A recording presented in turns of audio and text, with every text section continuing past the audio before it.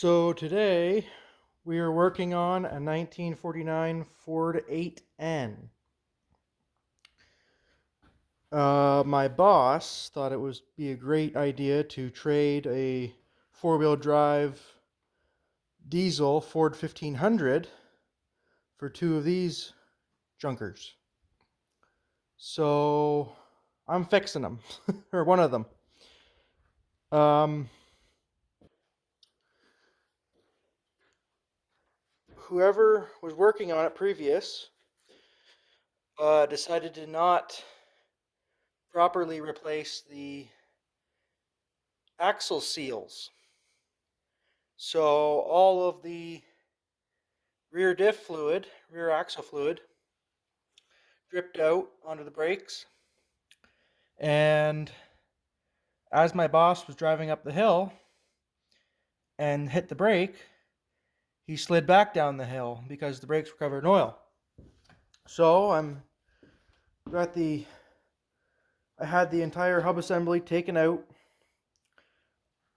Everything was taken apart, and I replaced the seal here. This seal that it's in here. It's the hub seal.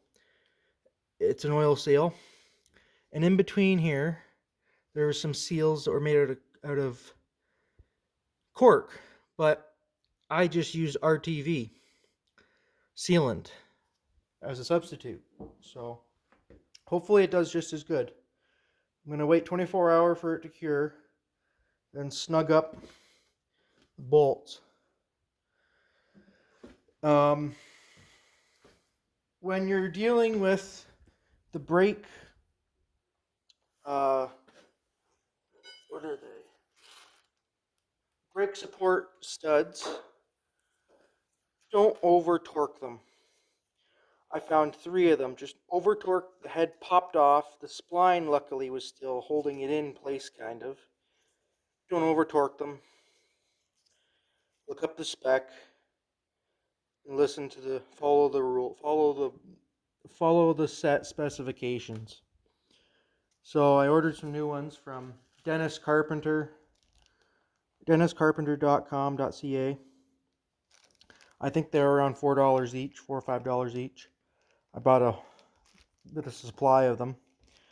I also picked up a manual for not too much.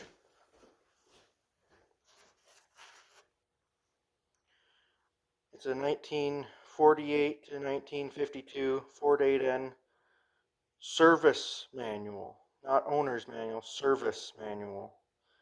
I'm very clear with that because owner's manuals just deal with the operation of the vehicle and storage. That manual's a little better for when you're working on the tractors. So in this state I have it in, I took the tire off here. The tire is filled with water and calcium chloride, but I don't have a setup here since we're in a remote summer camp. I don't have a setup to bring someone in to suck the calcium chloride out. So I took the tire off, left all the calcium chloride and water in.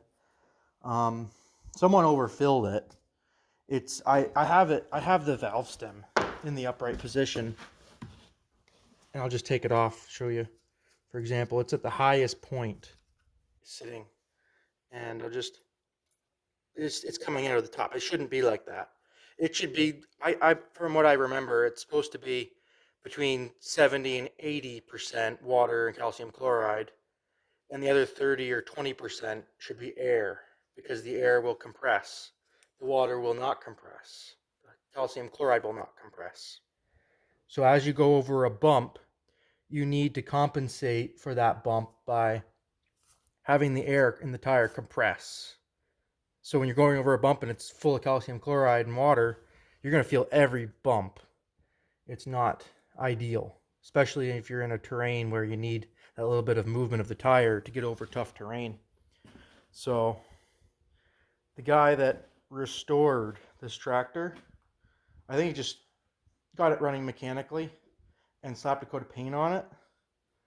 As you can tell in some sections of it, the paint job is just a shamble. It's coming off. He didn't even straighten out the tins. The tins still have dents in them. Neither of the meters were. One of them's new. The oil pressure meter doesn't even work. Wasn't even hooked up right. Carburetor wasn't even tuned when I came up here last year. The thing would barely run. I suspected that someone mixed orange GM Dex Cool with what is it, red coolant. I found a bottle of Texaco red coolant, Prestone. I suspect they mixed them together. I drained the cooling system completely, flushed it with just water, drained it again, and then filled it with the Prestone all makes and models. Well, I did half pressed, or what is it, the measurement is half Prestone, half distilled water for the cooling system. And since this doesn't have an overflow, you just fill it until you get to the top here. I can't remember what the level was. And then you don't have to refill it after that. If it gets hot, it'll just come out of this overflow pipe. But you shouldn't have to constantly refill it unless you have like a heating problem, unless you have a temperature gauge and you notice there's an overheating problem. But for the amount this tractor gets used, it's not a concern right now. The um, oil canister for the fuel filter for the air filter was empty, so I put some oil in it. And it seemed like it was running better after that. Finally, the air filter was just gummed right up with dust and dirt and a lot of feathers. Cleaned it out, put the oil in the oil bath there, and um, cleaned the fuel tank out, and just small things. Adding lead substitute. I'll show my bottle somewhere around here. Lead substitute. If I can find it. Works wonders. You'd be surprised how much lead substitute will improve the running of your old vehicle. Lead substitute. This one is from Redline. You can buy it at Home Hardware. Well, in Canada, you can buy it at Home Hardware, Canadian Tire, Crappy Tire. Buy it just about any automotive shop, automotive parts place. Lead substitute. You only put in, like, I think it's a tablespoon for 5 gallons, something small. One bottle to 30 gallons, and it's a 12-ounce bottle. So you don't need a whole lot, and it'll just keep it from the valves from sticking in place and backfiring and going pop pop. It'll slow it down, if not completely rid it of the sticking valves. It's extra bit of lubricant that it needs, along with higher octane fuel or gas. If you have lower octane, the engine's not going to run as smooth. It needs a higher octane, so don't use regular gas. Get premium or mid-grade gas, no ethanol, zero ethanol. Ethanol will just cause problems. Zero ethanol, high octane, lead substitute in the gas for this style of tractor in this engine. Anything before, I think, 1975 or whatever year they discontinued putting lead uh, in gas. These models of engines still need that little bit extra of lubricant that gasoline doesn't offer by using lead. And so far with this thing, I think they've converted it. They've converted it. I don't know who did it to the 12-volt system. They put 12-volt headlights on it. I've never driven a tractor without a steering knob, so I was kind of in shock when I saw a tractor without a steering knob, no power steering. So I got a steering knob for it. Hopefully, I can just put this all back together once the RTV sealant is cured. Torque everything down, put the brakes back together. Here's the brakes, by the way. If your brakes are shiny, don't even think about it. They're how much oils that thing's absorbed. Got a new set of shoes for it. You can also buy them on Dennis Carpenter Ford website. I think it's in the USA. They have older Ford parts for cars, trucks, tractors, other equipment.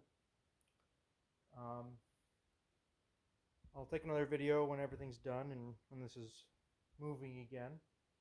But while I'm waiting for that to cure, I'm going to take this other tire off. And since we don't have any jack stands here at the camp, I'm resorting to using pressure-treated 6x6. Because, again, they don't have any jack stands. So I'm using a bottle jack on some 6x6s. One of those 10-ton Princess Auto bottle jacks. And a bunch of 6x6s. So, one other thing I wanted to demonstrate. When you don't have power to the tractor, and just say, for example, the lower 3-point hitch arms or links are down, just for example, they're down and they're in the way. Or say you have an implement hooked up and you don't want to turn your PTO on. Pull it off. Pull the protector cap off of the PTO shaft. This hole here is for a screwdriver, or not for a screwdriver, but it can be used for a screwdriver. Make sure PTO is in the forward position. Backwards is on. Forward is, I think it's forwards is off. Off. Set your lever all the way up. Up position. And if you'll just watch this, you just start spinning this back and forth. And as you can see, building that pressure up pumps the arms up. It's actually kind of handy in this situation because I don't want to start the tractor indoors and I needed to get the arms out of my way, the 3-point hitch arms, so I can get the bottle jack in the right position. So just jack it up by hand. I think that's as high as they go. Good little tip for working on these things. I'm trying to remember which models, which PTOs you can do that with, because some tractors, they're so hard to, get that shaft moving because there's just so much more resistance or heavier duty that you can't actually do that. With a nice little tractor, you can do that, so it's quite handy. Good little tip to know. Another topic to discuss. For a while, I didn't know what this little lever did. Right here. Forward, backwards. It actually controls what I'm trying to figure out here. I mean, correct me if I'm wrong. It allows the 3-point to go lower, like if you're grading road, you want it to go down lower. I'm trying to remember if it pushes this top link in a little bit, or if it just pushes the arms down further. But I think it'll either push it down further or hold it down so that there's pressure, so that you can't just lift it up. It just has more pressure or something. I'm trying to remember. But someone correct me if I'm wrong. But I believe that that little lever up there will hold the arms down with pressure, or will keep them down until you pull the control arm up or down. Like if you pull that up, then it'll still work. But yeah, some other little things about this tractor.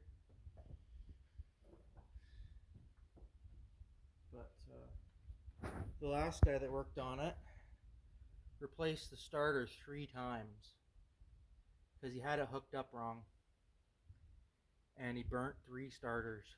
So this is the fourth starter here. Brand new. Finally got it hooked up right. That's good.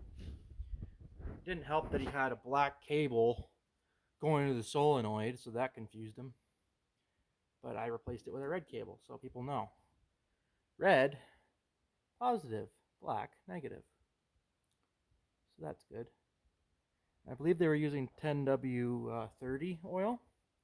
Don't use detergent oil. Detergent oil will foam up and not lubricate the engine. This engine has a little wheel or a little fin on the crankshaft that flips a little bit of oil onto all the bearings and such. So when it's doing that, it'll foam up, and that's not good. That means it's not lubricating properly. So use SAE weight 30 weight oil. That's SAE 30 weight oil, non-detergent. Usually for small engines, air cooled. This one's liquid cooled. Non-detergent oil. Sometimes it's compressor oil.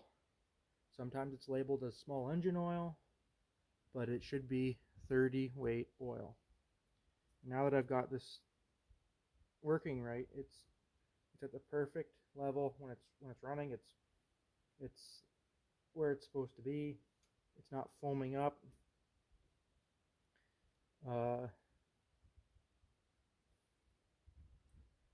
I don't know who replaced it, but this water separator, they've broken the valve off of it, so the valve doesn't work. So you can't turn the gas off. What else is there? Well, they put these headlights on. And I mean, tractors that I've seen, I usually see this as a kill switch. But it's used for the headlights. I've never really been much of a Ford tractor guy. It's mostly internationals and a couple John Deeres that I've seen and worked on.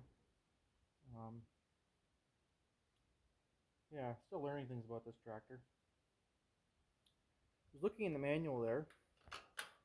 I knew from driving it. 1, 2, 3, 4 reverse. Apparently, reverse is geared just as high as third gear. So, older cars and older trucks, people would use reverse as their lowest gear. If they wanted to climb a hill that was too steep for the first gear, they'd put it in reverse and go backwards, because reverse was half the gear that one was.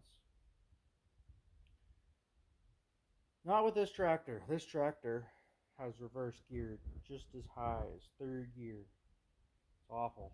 So if you're going to back up, make sure it's warmed up. Don't have it revved up. Have it just a hair over idle. Put it in reverse and be careful. Make sure you have a steering knob. Be careful. Well, that's it for this video. Thanks for watching. Maybe I'll get back to snowmobiles when I get home in November. I'm up here till the end of October, so this will be interesting. Let me know if you have any more questions, or if you have any more comments or suggestions for ways to be working on this thing that might help. I appreciate that. If you want to follow my Instagram page or send me an email, it's Hoover Camaro. I haven't really talked about my Camaro much, but these are just things in the garage and in the shop and at work that I've been working on. Thanks for watching. Take care.